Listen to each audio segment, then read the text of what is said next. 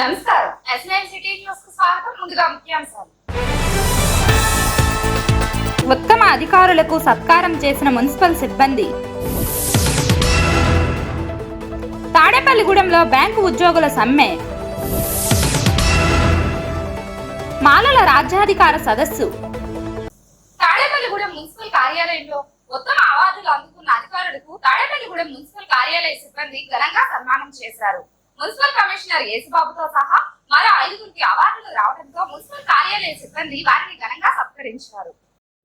Municipal commissioner Yesubabu పట్టణ అభివృద్ధిలో కనబర్చిన ఉత్తమ సేవలకు గాను తాడేపల్లిగూడెం మున్సిపల్ కార్యాలయంలో ఏకకాలంలో 6గురు అధికారులు municipal engineer Venkataramana, ACB Sitaram, ward sanitation secretary Rajani, welfare secretary Sravani, AE Venkateswararao ఉత్తమ సేవలో ప్రతిభ కనబరిచినందుకు ఉత్తమ అధికారులుగా అవార్డులను అందుకున్నారు. ఈ నేపథ్యంలో తాడేపల్లిగూడెం మున్సిపల్ కార్యాలయ సిబ్బంది వారిని ఘనంగా సత్కరించి అభినందించారు.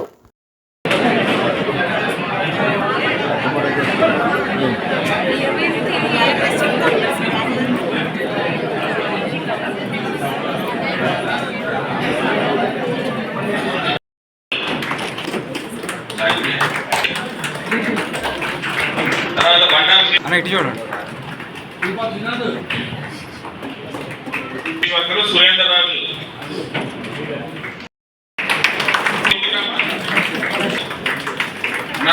మోక రాకేష్, సాయి కిరణ్, షేక్ సబాన్, లతా సత్యనారాయణ, వంక రాజేష్ కుమార్ వచ్చారా?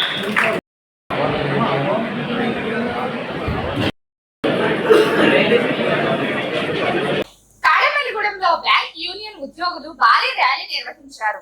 సుమారు 400 మంది ఉద్యోగులకు ఈ నిరసనలో పాల్గొన్నారు. పరిమాణాన్ని తగ్గించాలని బ్యాంకు ఉద్యోగులు ప్రభుత్వాన్ని అల్టిమేటం జారీ చేస్తూ నిరసన కార్యక్రమం చేపట్టారు. తాడేపల్లిగూడెం బ్యాంకు ఉద్యోగుల కోఆర్డినేషన్ కమిటీ మరియు యూఎఫ్బియు ఆధ్వర్యంలో కేఎన్ రోడ్ స్టేట్ బ్యాంకు వద్ద ఉద్యోగులు భారీ ఎత్తున సమావేశమయ్యారు. 5 రోజుల పనిని అంగీకరిస్తూ బ్యాంకు యాజమాన్యం చేసుకున్న అగ్రిమెంటు అమలు చేయని కారణంగా బంద్ నిర్వహిస్తున్నట్లు బ్యాంకు ఉద్యోగుల జేఏసీ ప్రకటించారు. తమ కోరికలను నెరవేర్చకపోతే సమ్మెను మరింత ఉధృతం చేస్తామని ప్రభుత్వాన్ని హెచ్చరించారు.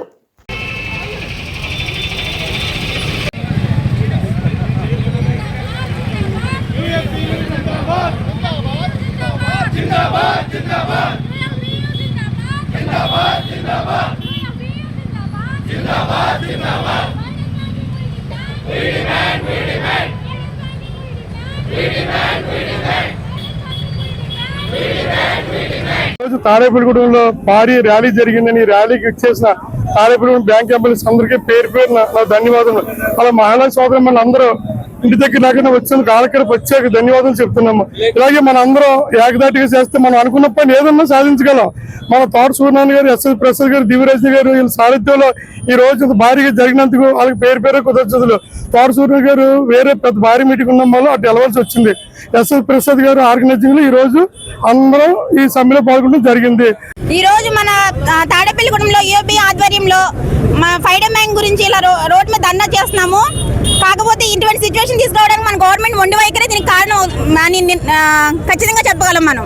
ఎందుకంటే ఇప్పటికి 10 years నుంచి మనకి డిమాండ్ ఉంది. బట్ 2 Saturdays అన్నారు, తర్వాత ఇస్తామని చెప్పి అలా ముందుకు గడుపుతున్నారు తప్ప ఈవెన్ ఈ ఐబీఐ ఒప్పుకున్నా కూడా మన గవర్నమెంట్ మాత్రం దానికి అంగీకరించట్లేదు. వాళ్ళు ఫైడే బ్యాంకింగ్ ఇచ్చే వరకు కూడా ఈ పోరాటం నిరవధికంగా సాగుతూనే ఉంటుంది. ఇందులో ఎటువంటి మా యూనియన్ అందరం కూడా అన్ని యూనియన్లు సపోర్ట్ చేస్తాయి. దీనికి తగ్గేదే లేదు దీని విషయంలో. Thank you. Bank of India, we are conducting strike from Tadepalligudem, and in 2023 the government has promised us that they are going to give a 5-day banking for our banking sector, and they never gave the 5-day banking for us. Because of that only we are going to do the strike of this, and since from morning we are doing this strike for getting a 5-day banking. And in banking sector the people, the employees employees are suffering a lot because of the pressure of the banking activities and pressure of the workload of all the employees, and due to the workload some employees are taking their health and it's affecting their families also, and due to this 5-day banking, if we get the 5-day banking, all the officers and all the staff members, they can stay with their family, and the pressure and the stress will be decreased from if they involved with their family, the stress will be decreased. So because of that only we are requesting the government to give a 5-day banking for all the bank employees, because the employees, the bank employees are the army people, are surrounded by they are securing our India, but the banking people, banking staff are inside army. We are serving the people. We are requesting the government to grant a 5-day banking for us. Thank you. నా పేరు కిరణ్. నేను state bank of India staff union Amaravati circle తరపున Tadepalli unit నుంచి ఈఎఫ్బియు పిలుపు మేరకు ఈ సమ్మెలో పాల్గొనడం జరుగుతుంది. ఇక్కడ మీరు చూసినట్టయితే ఒక విచిత్రమైన సమ్మె జరుగుతుంది. విచిత్రమైన ఎందుకు చెప్తున్నామంటే, మేము హక్కులు సాధించడానికి సమ్మె చేయట్లేదు. మేము సాధించుకున్న హక్కుని బాబు మాకు ఆల్రెడీ హక్కు వచ్చింది, కొంచెం గుర్తించి దాన్ని అమలుపరచదని చెప్పడానికి మళ్ళీ తిరిగి రోడ్డు మీదకి వచ్చే వాళ్ళు సమ్మె చేయాలని పరిస్థితిలో ఉన్నాం మేము. మరి ఇలాంటి పరిస్థితి బ్యాంక్ ఎంప్లాయీస్ తప్ప భవిష్యత్తు ఎవరికి ఎంత దయనీయమైన పరిస్థితి ఉండదో, సాధించుకున్న హక్కుని మేము అమలుపరచుకోలేకపోతున్నాం. మరి ఈ విషయంలో కేంద్ర ప్రభుత్వం, ఐబీఏ రెండు కూడా తలాపాపం తెలాపిడిగా అనే విధంగా వ్యవహరిస్తున్నాయి. మరి మేము ఎన్నోసార్లు వినిపించుకున్నా సరే పెడచేవను పెడుతున్నాయి. మరి పెడచేవను పెడతాం గల కారణం ప్రభుత్వం ఒకవేళ బ్యాంకింగ్ రంగమే కదా, దాన్ని ఏముందో చులకన భావమో, లేకపోతే బ్యాంక్ ఎంప్లాయీస్ కదా వాళ్ళేం సాధించగలుగుతారా అనే ఒక లెక్కలేనితనం అయి ఉండొచ్చు. ఇవాళ మేము మరి యూఎఫ్బి తరపున మేము అందరికీ చెప్పదలుచుకుంది ఏంటంటే, బ్యాంకింగ్ రంగం కేంద్ర ప్రభుత్వం మరిమరికింగా చెప్తున్నామండి. బ్యాంకింగ్ రంగం మీరు అనుకున్న చిన్నతనంగానో చులకనగానో చూసే స్థాయిలో బ్యాంకింగ్ రంగం లేదు. గత 5 సంవత్సరాల్లో 84,500 కోట్ల రూపాయలని డివిడెండ్ల రూపంలో మరి లాభాలని గవర్నమెంట్కి అందించిందంటే అది ఒక బ్యాంకింగ్ రంగం వల్ల సాధ్యమైంది.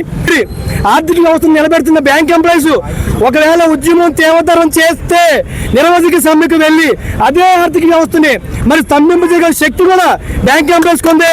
కాబట్టి ప్రభుత్వం గుర్తించాలి, బ్యాంకింగ్ రంగం చిన్నది కాదు, బ్యాంక్ ఉద్యోగస్తులు అంతకన్నా చేతగానే వాళ్ళు కాదని మరి ముఖ్యంగా ఈరోజు సమ్మె ద్వారా మళ్ళీ తెలియజేస్తున్నాం.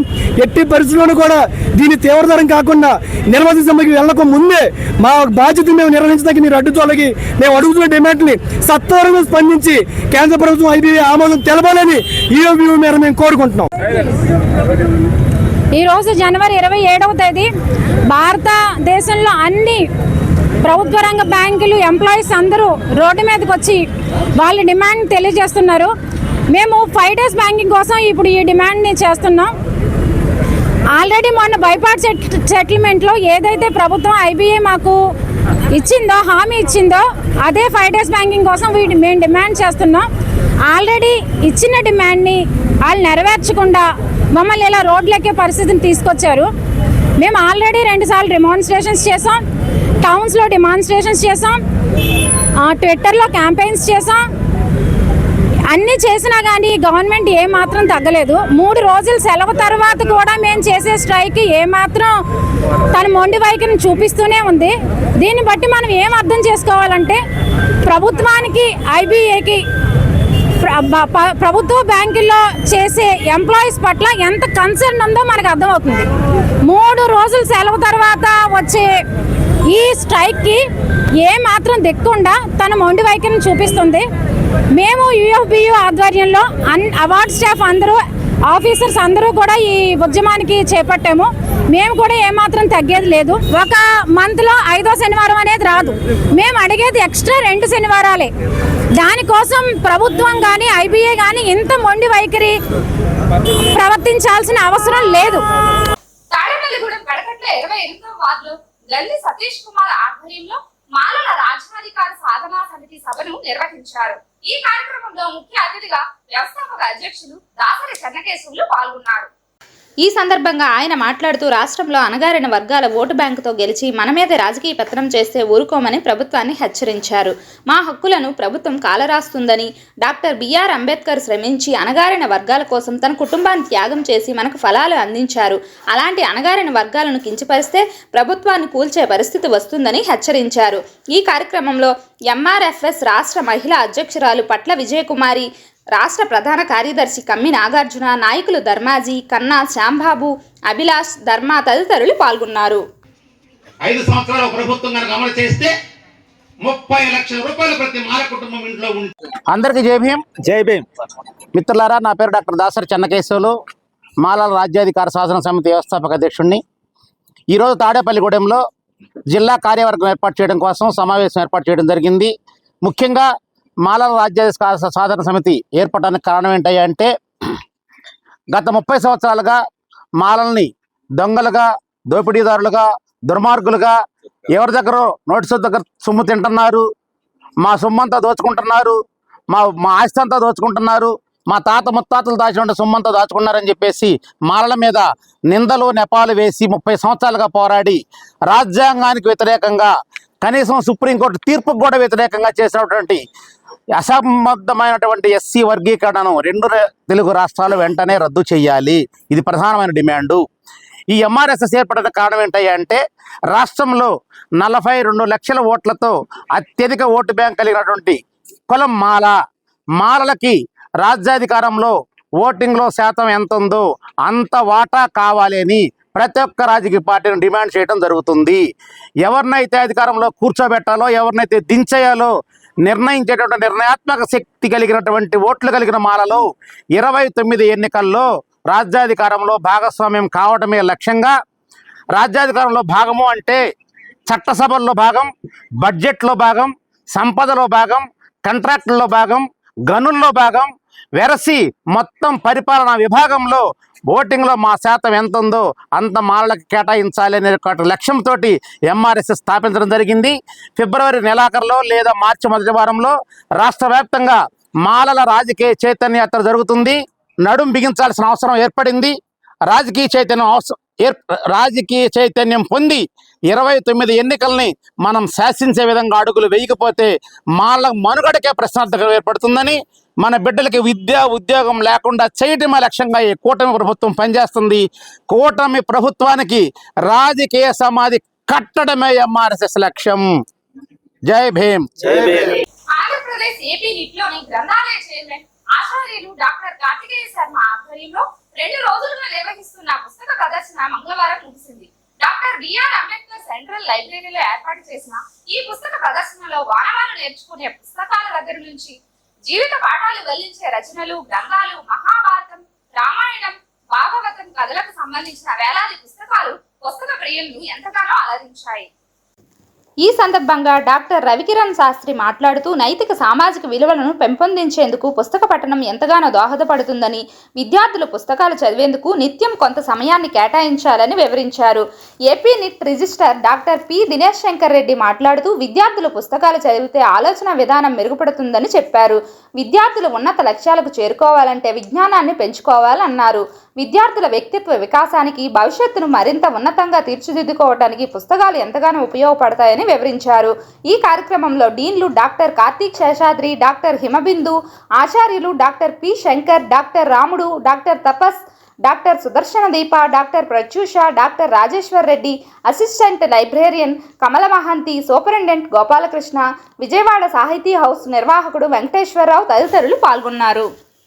తాడేపల్లిగూడెం మండలం ఆల్గూరు గ్రామంలో అల్లుడిపై అత్త దాడి చేసిన ఘటన సోమవారం రాత్రి కలకలం రేపింది. ఇల్లు కట్టుకునేందుకు 50,000 ఆర్థిక సహాయాన్ని అడిగినందుకు అల్లుడు నిరాకరించడంతో దాడి చేసినట్లు బాధితుడు శివకుమార్ తెలిపారు. బాధితుడు శివకుమార్ మాట్లాడుతూ, ఇంటర్ క్యాస్ట్ మ్యారేజ్ చేసుకోవటం వల్ల పలు ఇబ్బందులకు గురవుతున్నానని, ఇల్లు కట్టుకునేందుకు 50,000 రూపాయలు ఆర్థిక సహాయం చేయనందుకు తన అత్త తనపై దాడి చేసినట్లు బాధితుడు శివకుమార్ తెలిపారు. ఎప్పటికైనా తనకు తన అత్త ద్వారా ప్రాణహాని ఉందని అధికారులు స్పందించి వారిని శిక్షించాలని కోరారు.